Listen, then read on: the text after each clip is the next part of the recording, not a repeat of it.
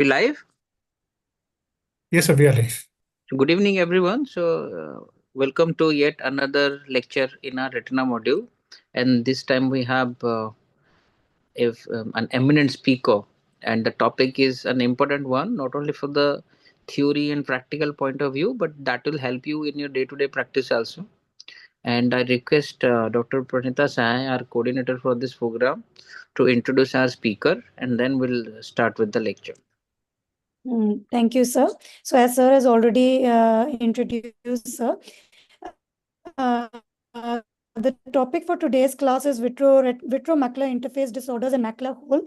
And today we are on the 13th lecture of the DOS-PEP Retina module and the 35th lecture for our DOS-PEP program.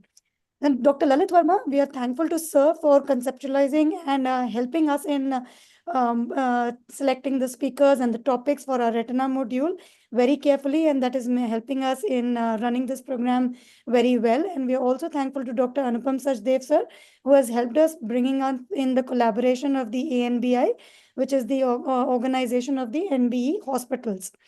The speaker for the day is Dr. Pramod Bhende, sir, who has done his MBBS and MS from the Government Medical College, Nagpur. He has done his Vitreoretinal Fellowship from the prestigious Shankar Nethralaya, Chennai, and currently is the Director of the Vitreoretinal Services at the same institute. He has delivered over 400 presentations at various national and international conferences with over 110 publications in peer-reviewed national and international journals. He is also recipient of 12 named orations from prestigious societies, including the Vitreoretinal Society of India and the Indian ROP Society. He has special interest in surgery for ROP, diabetic retinopathy, and combined procedures involving anterior and posterior segment pathologies. He is a member of various prestigious national and international societies, as you can see here. With that note, sir, we welcome you for your talk on vitreoretinal macular interface disorders and macular hole. Thank you very much, Dr. Pranita. And thank you, DOS, for having me here, giving this opportunity. Shall I share my presentation? Yes, sir.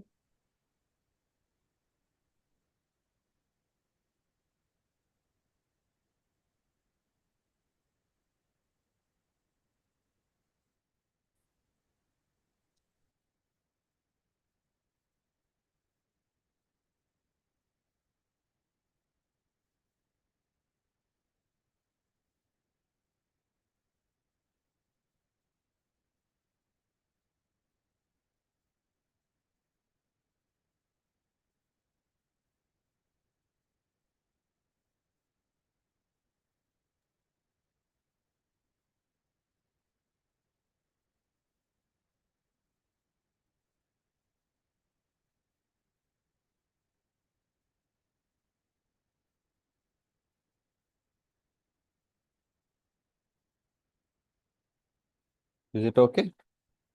Yes, sir. Okay, so good evening, everybody. The topic for today is VR interface and disorders. Basically, we'll just go quickly through anatomy, just run through.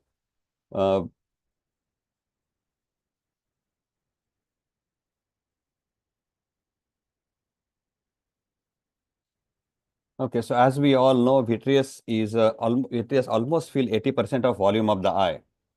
And major component of vitreous is type 2 collagen. So it's important, we'll come to back a little bit later on.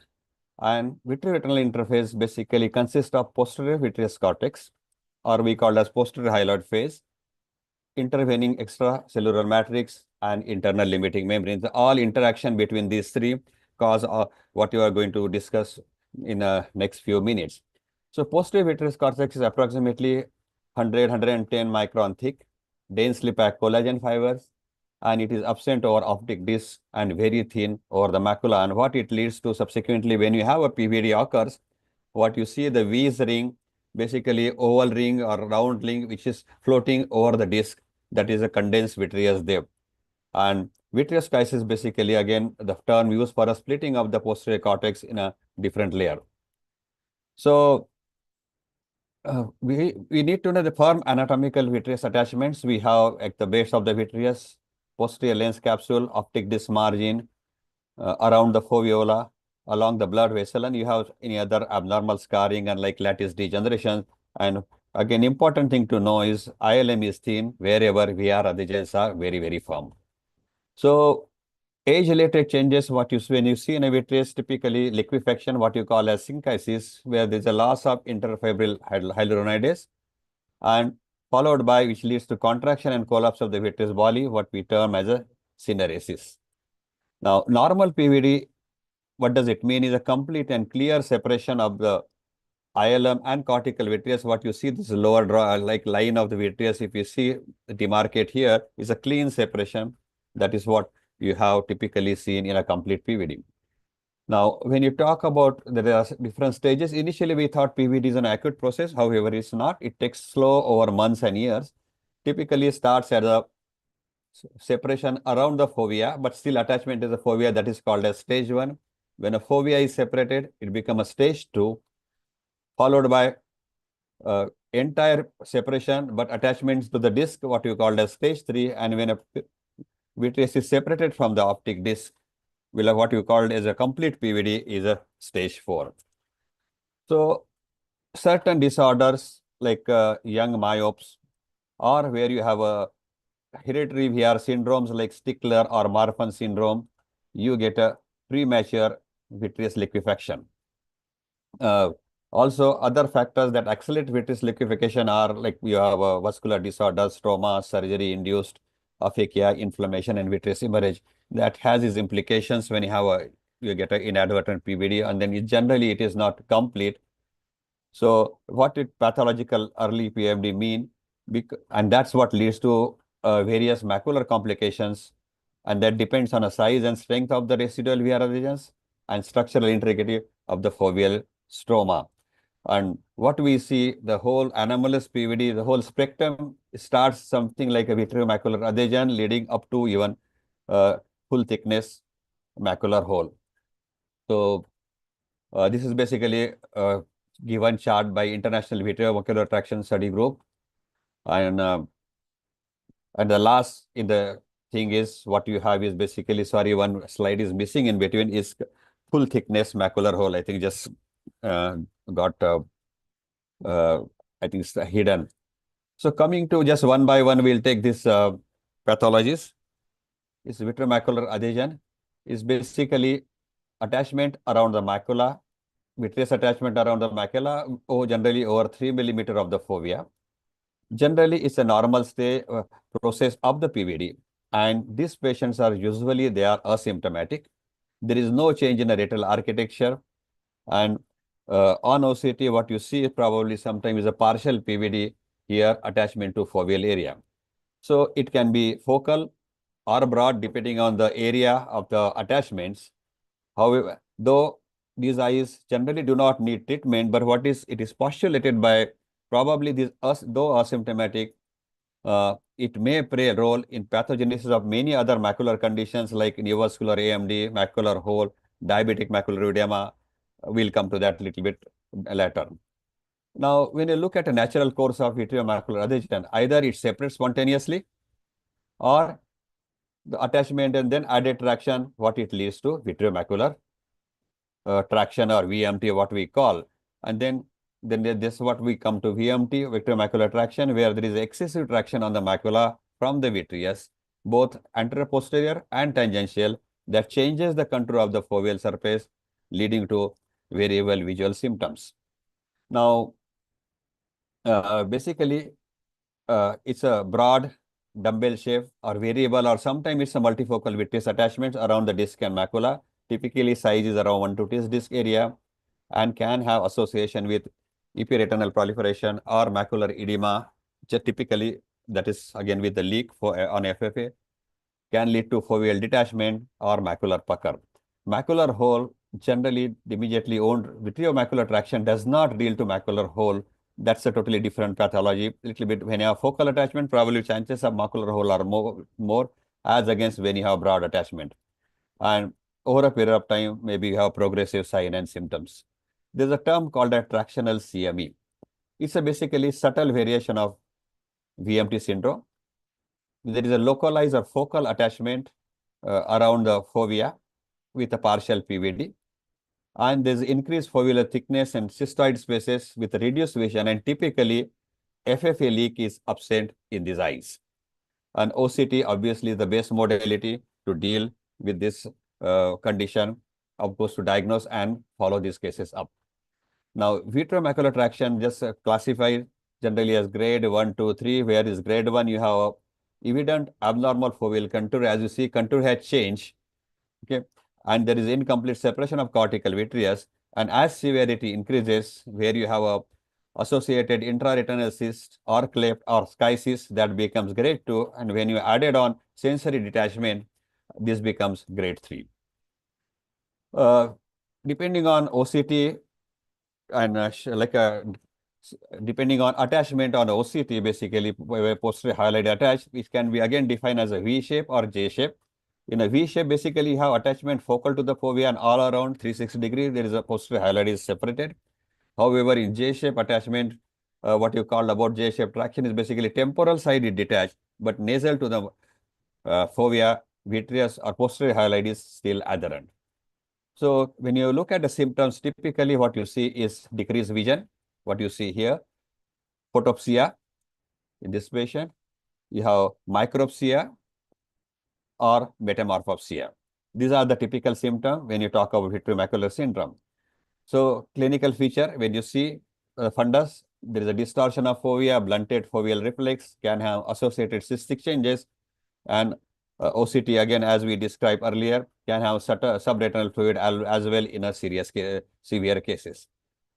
The natural course, again, almost little bit more than 50%, there can be spontaneous or complete separation with a resolution of sign and symptoms and improvement in the vision. However, in a few cases, there can be progressive worsening of symptom leading to increased CME and lamellar or full thickness hole later on. And this typical 73-year-old male, as you see here, vision was good, 6:15. Though we advised surgery, but patient, some various reason, decided to avoid surgery, was followed subsequently 1 year later, and then subsequent like a sequential OCT, what you saw, he came, vision, posterior highlight is separated, traction is relieved, and fovea back to its normal contour with 6:15 vision back to now 6:9 and 6. This is another case, again showing spontaneous separation. Typically, when you have this point attachment, they are more likely they may separate spontaneously, but broad attachment, generally they do not. And again, this case, over a period of time, showing restoration of the macula and back to 6:6 and 6 vision. So, treatment option would have been observation. If their symptoms are like vision is good, patient is asymptomatic, or you can have, if there are symptoms are worsening or there is a documented worsening of the symptom typically and vision is less, surgery is option. Previously, pharmacological vitreolysis and pneumatic vitreolysis were tried. However, we are not using those anymore. So yes, coming to observation, when there is better initial vision, no worsening on sequential OCTs, poor general health because of that patient is not fit for surgery, probably you need to follow this patient with a sequential vision check, OCT and Amsler gauge monitoring. And as I said, there is a spontaneous possibility of spontaneous separation as well. The previous case, as I showed, this is another case, 89-year-old, 6:12 vision. And considering his age, he decided to just observe. Though there are not much change over a period over last 3 years, but vision is still maintained, and we are continue following this patient subsequently. This is another case. There was distortion, minimal, but vision was 6:9. We told patient giving option for surgery versus observation, the risk involved, and he opted to continue observation. And over this is just 6 months. Of course, vision is still maintained 6:9, more or less foveal contour is maintained, and we decided to continue observe. I saw this patient last month. So for surgery, if there is a documented loss of vision, worsening metamorphopsia, and progressive traction on the OCT, or we are having a broad vitreomacular adhesion along with associated ERAM. And the goal of the surgery is to relieve the traction. So this is one patient having a 6:24 vision, 63-year-old, and progressive OCT showed that vision loss, and we suggested him to go ahead with surgery. So typically, when you plan surgery in these eyes, it's a standard 3-port pars plana vitrectomy. Separate the posterior hyaloid. As here, tricot can be used for a separation of the posterior hyaloid. Generally, you induce PVD on a nasal side first, as you see here, and then come on a temporal side. Once you cut the vitreous on a nasal side after inducing PVD, and then go around and come to the temporal side, because if you pull directly on a macular area, there is a small risk of inducing iatrogenic macular hole. So that precaution you have to take.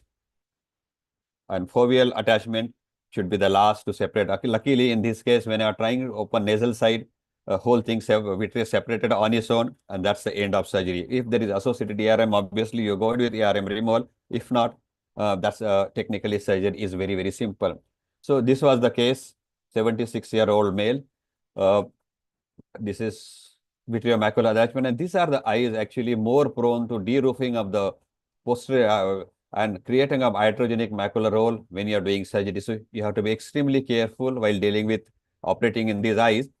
And post-surgery, as you see, foveal started settling back, and over 1.5 years, vision is back, like a fovea is gone back.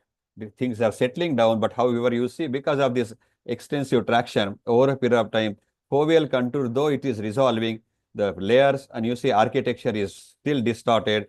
There is a significant damage. So vision did not improve 618 to 624, though near vision is still N6 and patient is happy. So other causes which includes for a tractional CME are diabetic, myopic tractional maculopathy and neovascular AMD. Probably pathological incomplete PVD may exacerbate the primary clinical feature actually, which leads to what are they are complementary to each other, we do not know. So we go quickly, few examples. This is a tractional diabetic macular edema. So we need to differentiate whether it is tractional or because of diabetic process. That treatment actually depends on response, depends on that. Generally, we will have these eyes typically have an incomplete PVD. You may see visible fibrous membrane or glistening sheen over the retina. And FFA does show some leak because of changes suggestive of diabetic and diabetic macular edema. So OCT typically shows CME if worsening edema, cystic changes, and incomplete PVD. And this is another case showing like a grasp, traction, and sensory detachment along with it. So treatment generally, there may be possibility of spontaneous separation, but it's not very common when you are dealing with diabetes. Though if edema is not severe, you still can try conventional treatment like your steroids, anti-VEGF, or laser. Few cases, they may respond, but when there is a traction is significant enough, generally they do not respond well to your anti-VEGF and steroids or medical line of treatment. So these eyes generally, they need vitrectomy basically to eliminate the anteroposterior traction, and they do show some vision improvement. However, it depends on how well the macular perfusion is. This is one of the case having attraction. So as you see this vitreous band, this is old video 20 gauge instruments I was using for. So this band we separated and then stain the vitreous with tricot. And then what you see that the vitreous schisis was there, which we will peel off using this forceps.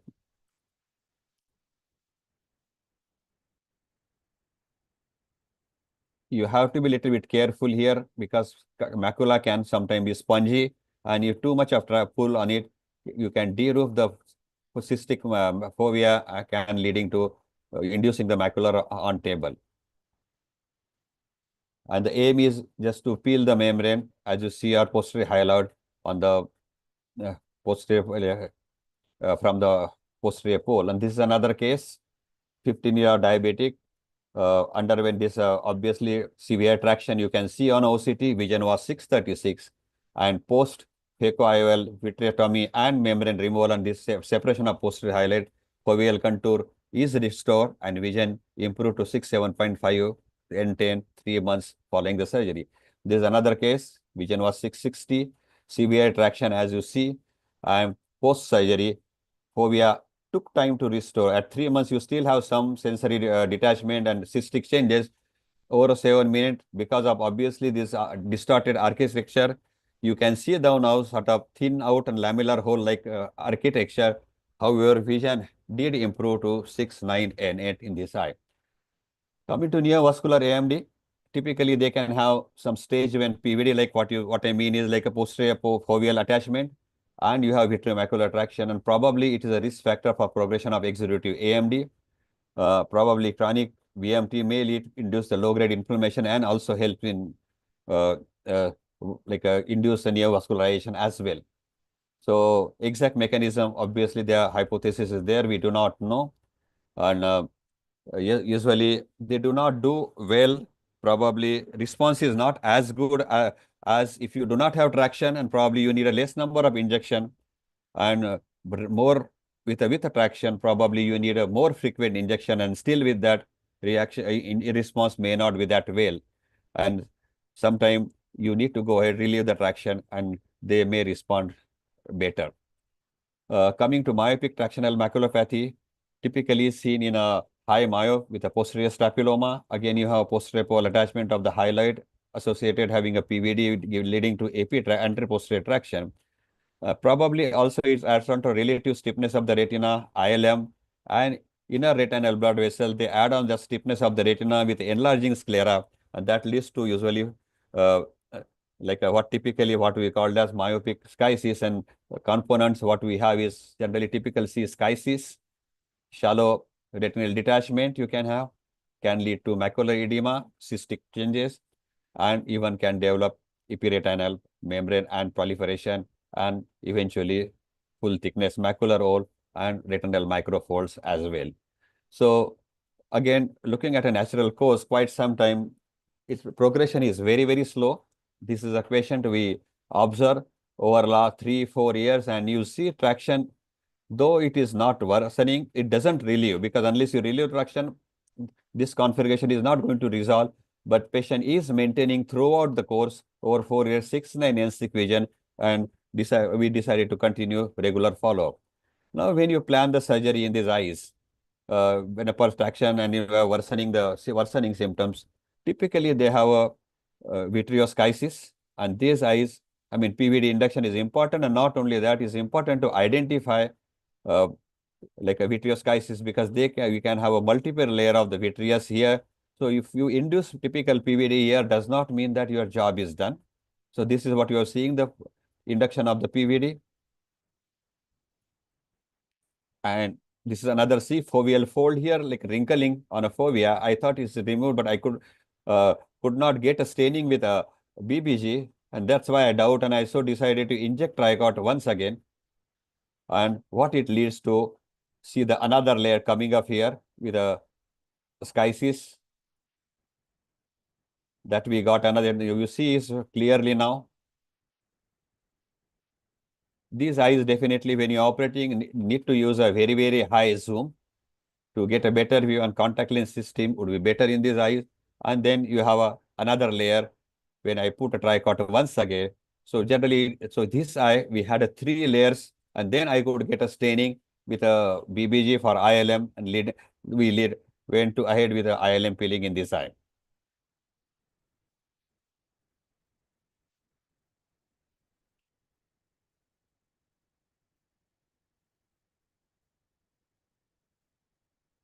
So this is another layer coming up.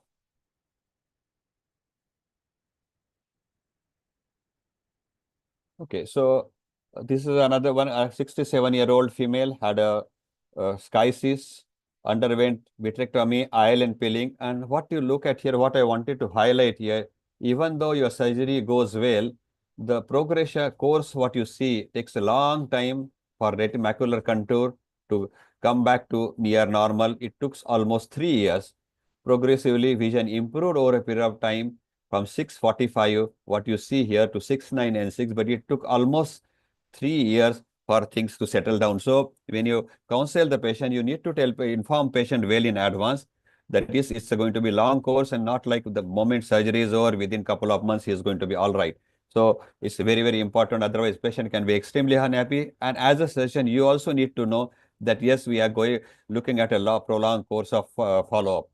Coming to epiretinal membranes, these are again basically semi-translucent fibrovascular proliferation over the retina. Clinically, typically you can see this one, you see this membrane, and what you typically see here is distortion of this vessel, straightening of the vessel, and also central vessel getting crooked, what you see here. Sometimes ERM may not be able to see, obviously visible, but this pattern, typical pattern, gives you a clue that you are dealing with probably epiretinal proliferation. Now, symptoms varies depending on how severe the contraction is. Depending, sometimes they can asymptomatic and up to metamorphopsia or even significant visual loss. It can be either idiopathic or secondary to other vascular disorder, inflammation, or we do trauma, cryo or laser if it is done, and other pathologies like diabetes or certain dystrophies or inflammatory disorders.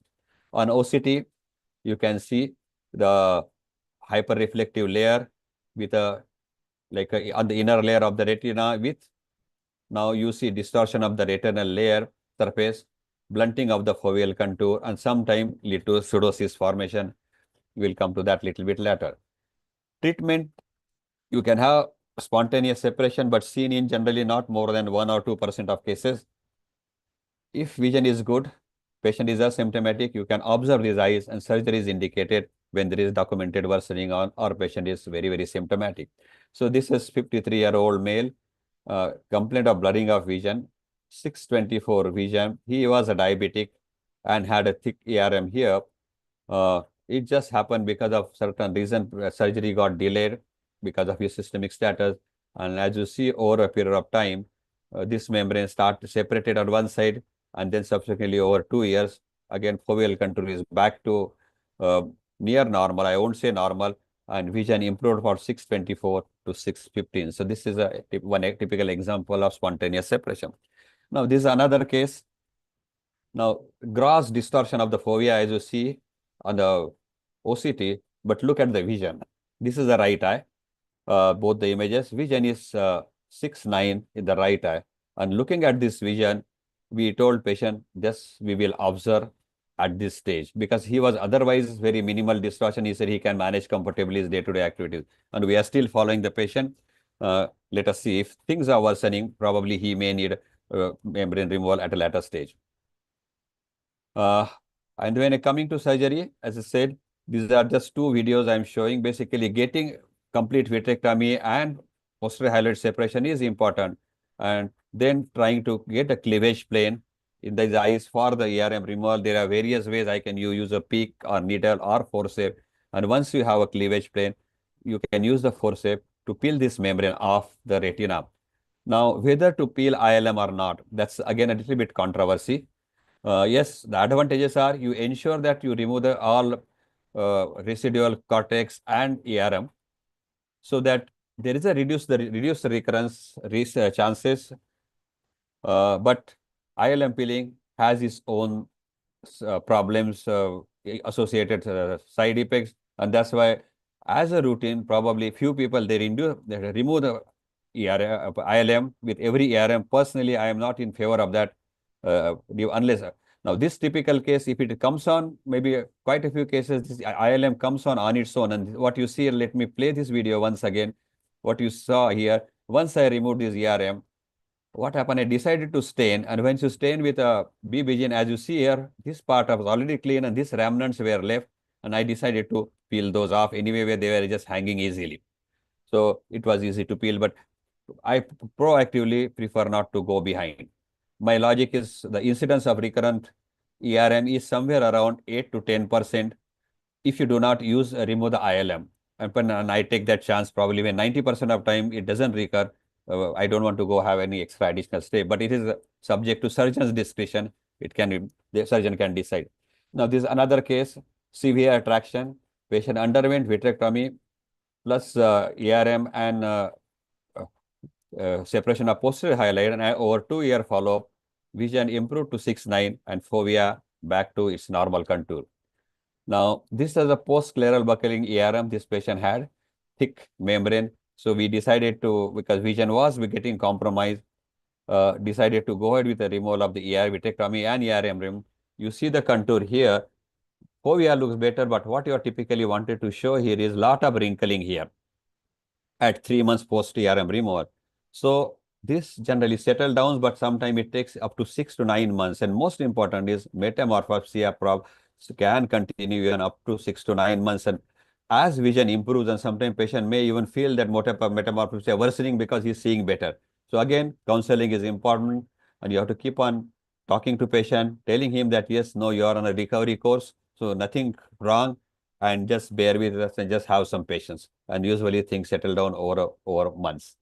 Coming to macular hole per se, it's a basically full thickness defect at the fovea. It can be classified as a primary or secondary. Primary because they typically initiated by vitreomacular traction, and secondary probably due to other diseases and trauma disorders. So again, International Vitreomacular Society, Traction Society study group, basically group is at stages 1 to 0, 1, 2, 3, 4, whether 0 is vitreomacular adhesion and stage 4 is full thickness macular hole with complete PVD. And depending on the size, it can be described as a small, medium, and large. Whether it is less than 250 micron, medium is up to 400, and when it is more than 400, you call it large. And PVD, if it is induced, it is become as a stage 4 macular hole. So pathogenesis, I'm not going to go in detail. Basically, is a combination generally the traction therapy and hydration therapy.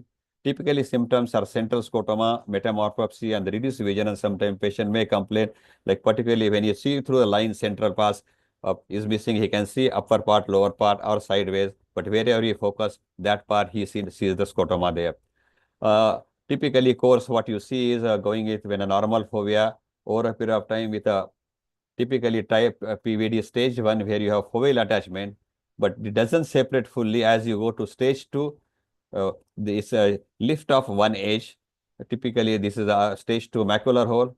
They induce a PVD around the fovea and subsequently complete PVD leading to what is a stage 5 macular hole. What on ultrasound OCT, typically you see the posterior hyaloid is separated here, and you have a full thickness defect in a retina here. Generally, when you have a primary macular hole, there is no tissue loss here as against secondary macular hole and or deal with other pathology. Coming to treatment of macular hole, again, if vision is good, you can observe surgery. Typically have a vitrectomy, ILM peeling, and intraocular tamponade. Vitrectomy basically helps you to eliminate anterior-posterior traction. Dye-assisted ILM peeling.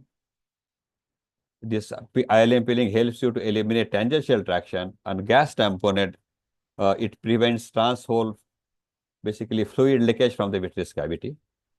Also help RP pumping to clear subretinal fluid, and it generates the interface surface tension between retina and gas bubble that pulls the retinal hole edges together centrally, and also it offer a surface for glial cells to migrate and fill the gap.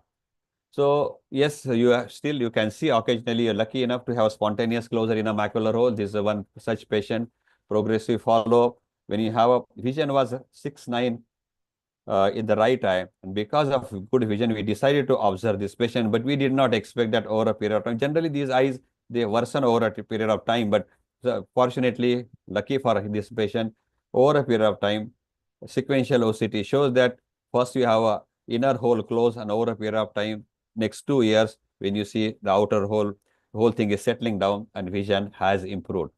This is a 44-year-old high myope, had a multiple lattices which were laser, history of distortion 3 months, vision was 6/9 in the right eye, and OCT did show some membrane here, schisis, and along with full thickness macular hole. But because vision was 6/9 and knowing his high myope, we decided to observe at this stage, and over last 4 months, last OCT, we saw him a couple of weeks back, though hole is still persistent. Edges are a little bit more or less flattened, but patient says he's comfortable. He doesn't have any subjectively no loss of vision, and recorded vision also was 6/9 at this stage. Near vision was N6. We decided not to intervene.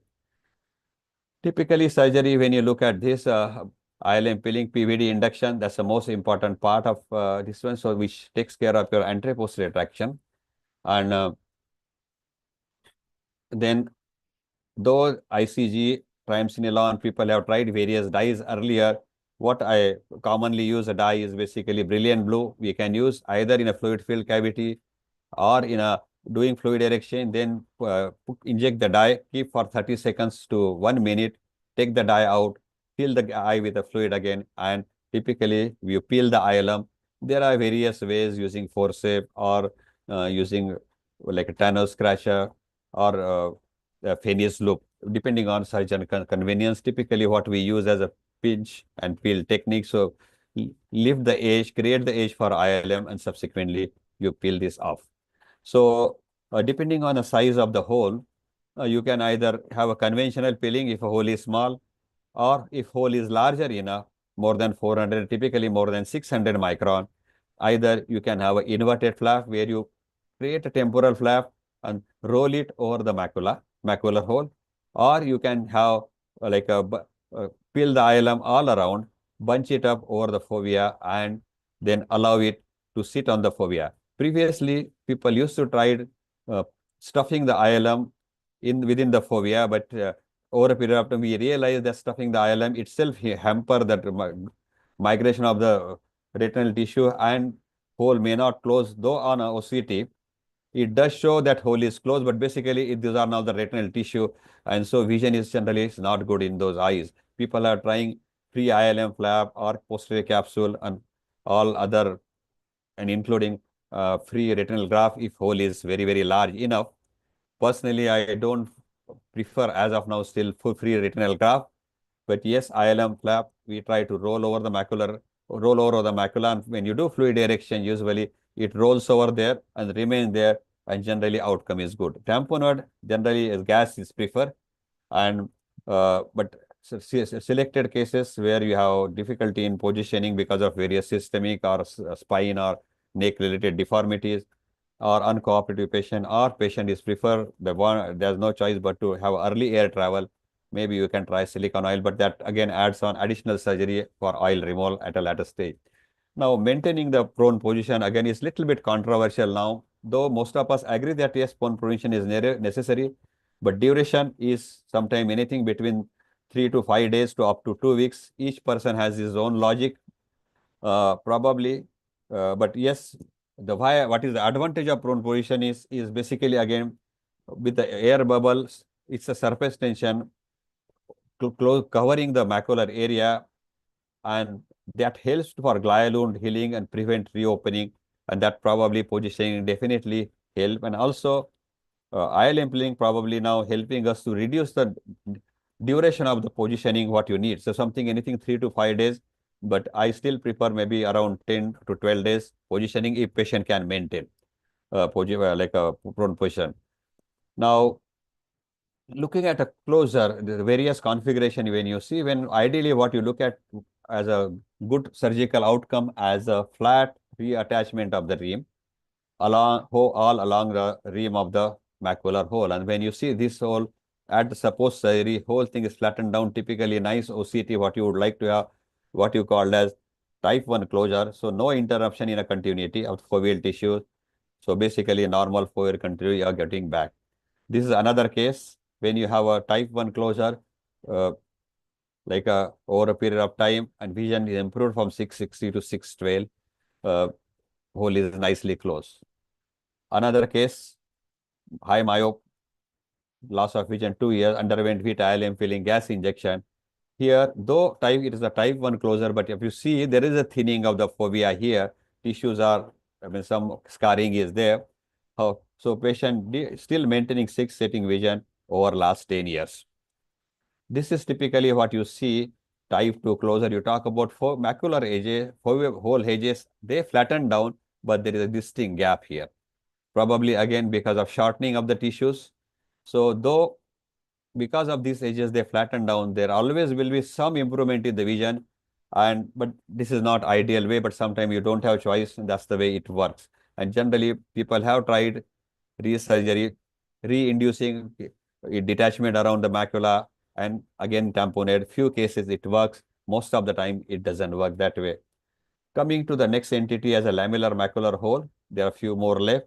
So typically here what you have is defect in inner fovea, irregular contour, And as you see here, basically these depict generally outer flexular layer and outer nuclear layer. And typically what you see comparatively photograph I put here, that there is no full thickness depict, and most importantly, photoreceptor layer is intact when you are dealing with a lamellar macular hole. So again, it can be primary, basically related to posterior vitreous detachment, or secondary to these lot of causes like unroofing of CME, end-stage AMD, MACTEL, solar retinopathy, and whatnot, and probably partial closure of full thickness macular hole. So when you look at, there are two things like tractional or degenerative. Typically, when you have tractional macular hole, you take a typical mustache-like appearance. You have a sharp edges, as against degenerative, you have rounded edges, and you look like a typically hat-like appearance. Fovea, is the bumps are there, and generally you can have a foveal tissue loss here in degenerative form, and in tractional format, generally outer layers are probably intact, and sometimes you have a premacular membrane ERM also along with tractional component. So treatment, usually most of these eyes generally they have a reasonably good vision in a tractional form. Degenerative cases generally they have vision can go down. So surgery is indicated only if there is a significant metamorphopsia, and they have if associated epiretinal membrane and obvious visible vitreomacular traction. This is one case uh, typically you see here because of ERM and traction. We underwent vitrectomy, ILM peel, and had a better functional outcome. And as obviously, as I said, tractional group has a generally better functional outcome compared to degenerative cases where there is some tissue loss as well. Now, this eye have a 70-year diabetic, vision in the right eye was 7.5. Actually, he had a pseudo exfoliation, and because of vision was good, so we decided not to deal with this macular load. Only scleral fixated IOL was done for that eye because of lens was wobbly. And over last 6 years, we are still following him. Foveal, that lamellar hole contour has little bit worsened, but vision is still maintaining at 7.5. He came for a checkup last week. Now, and this is another case. Had a right eye lamellar hole. There was some bridging tissue is here, thin ERM. Vision was 6.9 N6, and sorry, this is a left eye, and another eye. Basically, I think by mistake I hidden that slide. I'm sorry for that. So basically, the contour was right eye was still maintained at 6 years, and he was maintaining the vision, same vision till now. Coming to lamellar hole associated epiretinal proliferation, what you call as LHEP. So you have a proliferation here along the macula, along the hole or the retina, and these are generally typically high pigment-rich membranes as a pre-retinal tissue, and generally these membranes are different from what you see in a typical lamellar macular hole.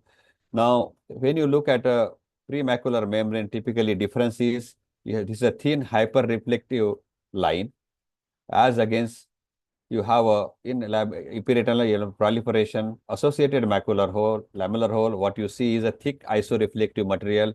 There are no retinal wrinklings, as against because this epiretinal membrane contracts, you can see the retinal wrinklings. So there is a space gap between this membrane and the retina because of this wrinkling, as against in a there is no hyperreflective space between LHEP. And treatment, if vision is maintained, again you can have observation and surgery if patient is symptomatic. Now, when you look at a surgical part and compare when you have only lamellar hole against LHEP and associated traction, so those eyes, what they have suggested, like if you have peel the edges of the membrane in LHEP and stop those or cover those in a lamellar hole, probably chances of hole closure are much better, and even functional outcome also has been shown better in these eyes. Coming to last. Okay. So coming to the last one, the pseudo hole. Basically, what you see is a distinct reddish round or oval lesion, somewhere around 200 to 400 micron. Generally, it typically looks like a smaller, medium-sized, full-thickness macular when you see on a slit lamp examination. That's why it gets confused with the macular hole.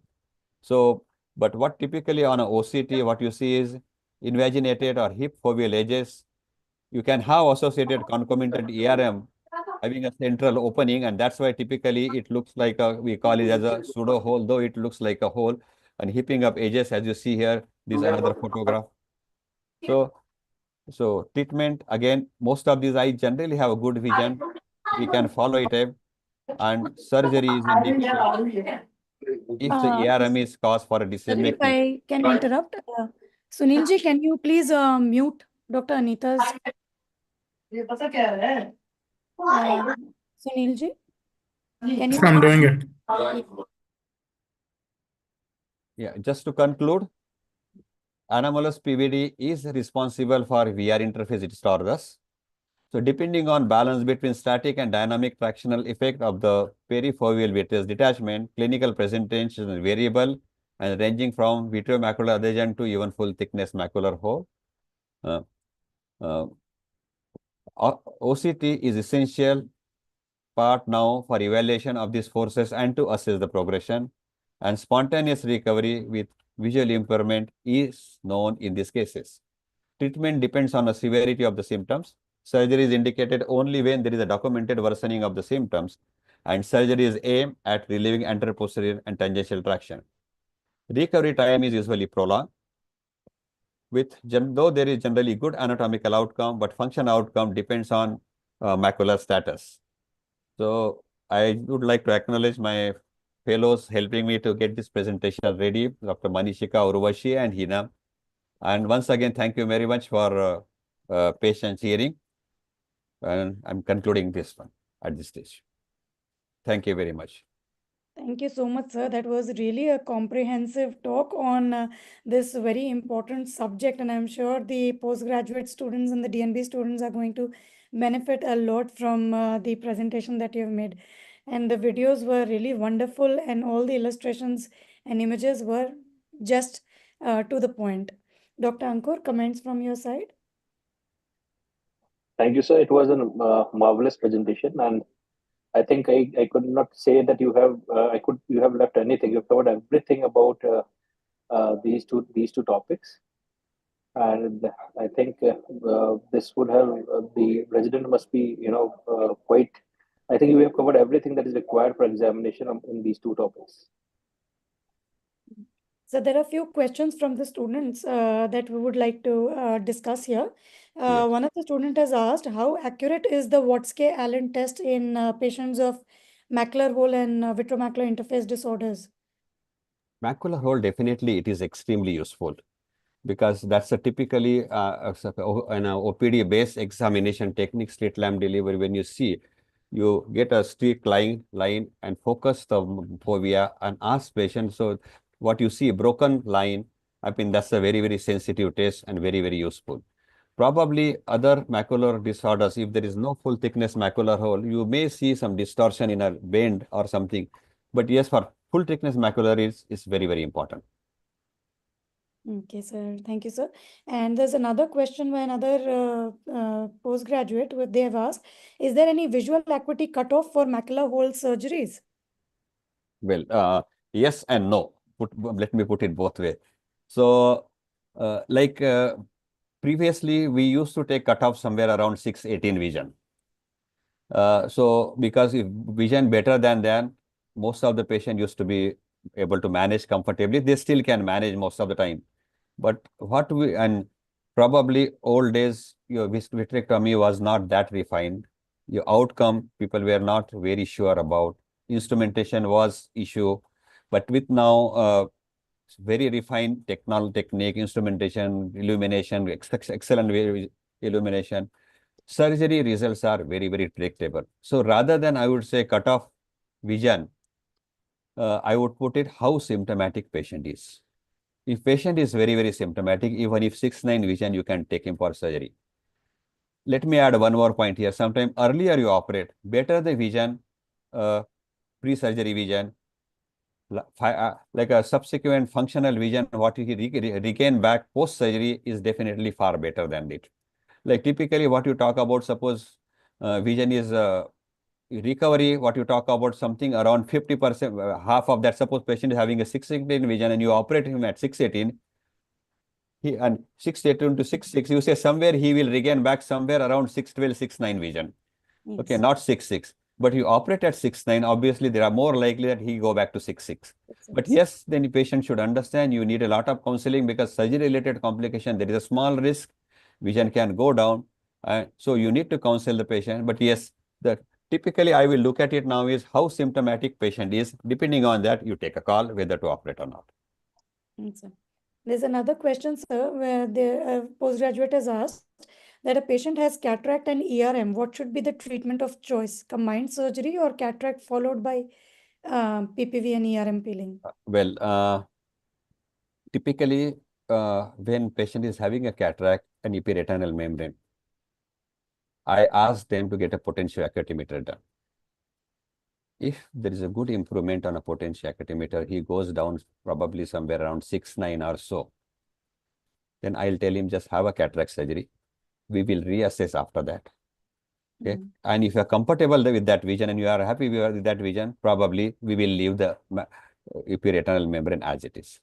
But if it doesn't show any improvement on a potentioacutometer, and also OCT shows very significant distortion, I would combine the surgery. Yeah. So now as OCT has become a routine before cataract surgery, more so the ERM which are not visually significant, the OCTs are picking up those, and then we have to get a retina consult for the patients, and then the decision part comes in whether to go for these choices. Yeah, I agree with you. These are the questions. Yeah. So that's the downside of the OCT, the benefits and the downside both ways. OCT is so sensitive now that like every patient probably you will have ERM now, typically. So True. That's true. Definitely. And when the residents report, fine ERM is reported in all patients to be on the safer side. yeah, exactly.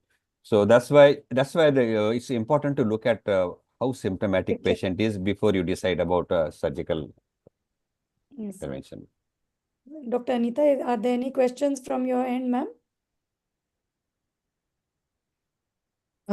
No, sir has explained it very nice. So everything is covered. Dr. Ankur, any questions from your side? So just one question that my fellow asked me this morning itself. That was that what are the risk factors? There are few patients who have retinal detachment and post silicone oil tamponade, when you do an RD surgery, they tend to develop ERM. So what are the risk factors for the ERM development, and how do you tackle that ERM that has formed under the oil? Well, risk factor, obviously patient those are having a PVR, bad PVR. You have a pigment dispersion. Okay. You may able to settle retina, but if you have a residual membrane left, again, they are more prone to develop ERM. You do 360-degree retinotomy. Again, it typically indicates, again, that means you are dealing with a severe cases, prolonged and you have a lot of bare RP left over. The chances are there liberation and settling down. Excessive retinopexy, cryo or laser. Again, they are more prone to have pigment release and can risk of ERM. So those are few risk factors I could say. And yes, surgery generally, again, you take a call if you have a ERM, obviously. Generally, when you plan silicone oil removal, probably that is the time you go ahead and peel the membrane along with the oil removal. If you have a membrane and just so you see an oil is inside the, I mean, of course, vision will be less, but just not like that keeping oil behind, go peel the membrane and go second round. Probably, generally, most of these eyes we combine both together. And technique probably is the same. There's no change as far as once you need to create the edge.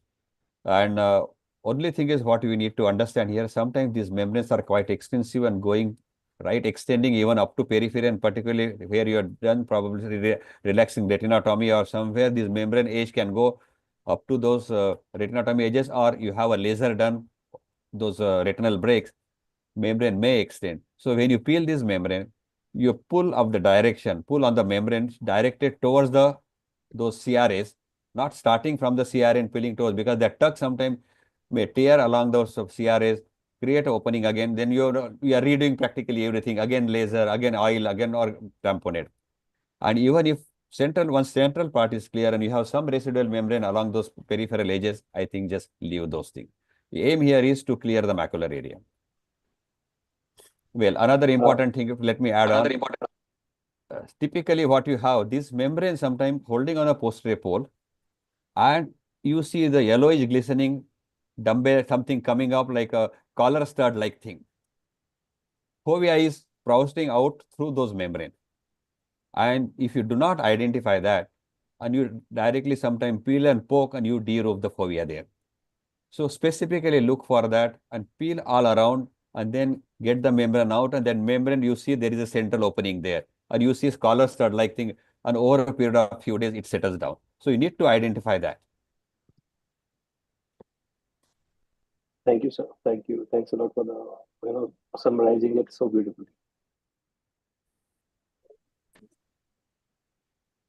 Thank you, sir. I think with that, we have come to an end of this class. If there are no more questions, and this is a small token of appreciation from DOS, this certificate, which will also be emailed to you, sir. And we would also, sir is there, Dr. Praful, sir?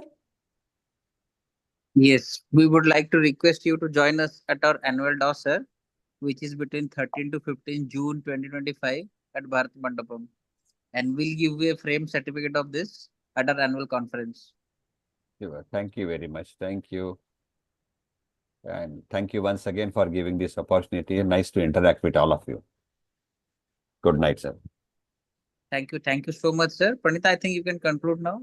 Yes, sir. So we were just waiting for you. Thank you so much, sir. And thank you for that, for your precious time and that valuable presentation that you have shared for the residents. Thank you, Dr. Ankur and Dr. Anita, who are also our coordinators for this program. And thank you for your valuable time. Good night. Good night. Thank you. Good night.